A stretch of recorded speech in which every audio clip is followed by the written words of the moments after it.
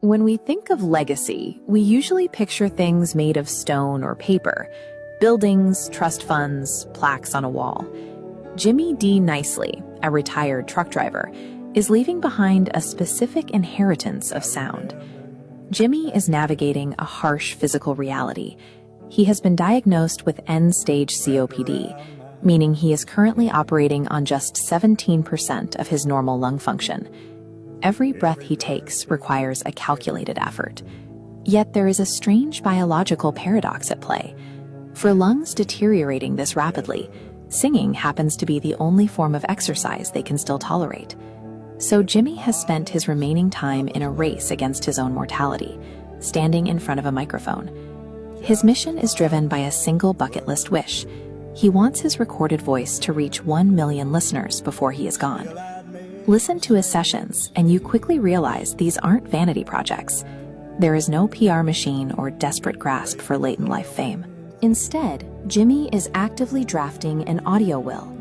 He is meticulously assembling a deliberate inheritance made of sound, specifically engineered to outlast his physical body. The first bequest in Jimmy's catalog is a tract called Remember Me Sometime. In it, he asks the public to look for him in the spaces between the lines, and to find his spirit living inside the rhythm and the chorus. This certificate of airplay shows how his raw voice bypassed the traditional music algorithms. The independent platform Discover You Radio recognized the weight of his work, validating his public legacy by awarding him this official broadcast serial number. But his public releases are only half of the story. The rest of his audio will is deeply intimate, like the track My Savannah, which he recorded as a hyper-specific time capsule for his daughter. Jimmy avoids vague fatherly advice, choosing instead to permanently catalog exact, unrepeatable memories. He sings about purple dinosaurs and Savannah falling asleep on his chest while watching Barney, ensuring she will never lose those details. The song reaches a devastating emotional bridge where he acknowledges the reality of his disease. He contrasts the memory of watching Savannah take her first breath with the inevitable moment when she will watch him take his last. Human life carries a strict expiration date, but My Savannah operates on a different timeline, one where recorded love persists.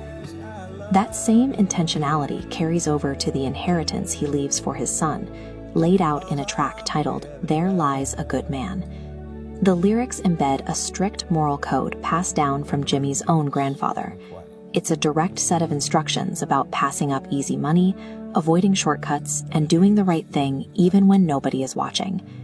This track functions as a surrogate father. It is a permanent guide designed to teach his son how to navigate life's toughest choices, long after Jimmy is no longer there to answer the phone.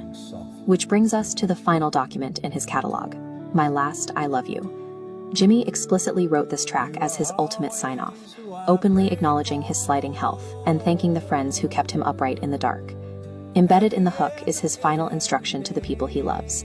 He tells them that if they ever start to miss him, the simple act of hitting play is the mechanism required to bring him back alive in the room. Taking together, these tracks shed the standard tropes of the country music genre. They form a complete emotional survival guide, built specifically to sustain his family and his absence. Look closely at the file itself. A lifetime of memories is condensed into 4 minutes and 50 seconds, taking up just 9.8 megabytes. Down in the metadata, anchored by the date, timestamp, and file status, his soul is preserved in a format that never degrades. And right here, running directly across the center of this certificate, is the ultimate visual proof. This blue verified waveform is the literal frequency of Jimmy's surviving breath, captured and locked in time forever. Leaving a legacy depends on the courage to record a personal truth. Jimmy found a way to persist through sound alone, ensuring his voice survives the physical limitations of his body. Help Jimmy reach his goal.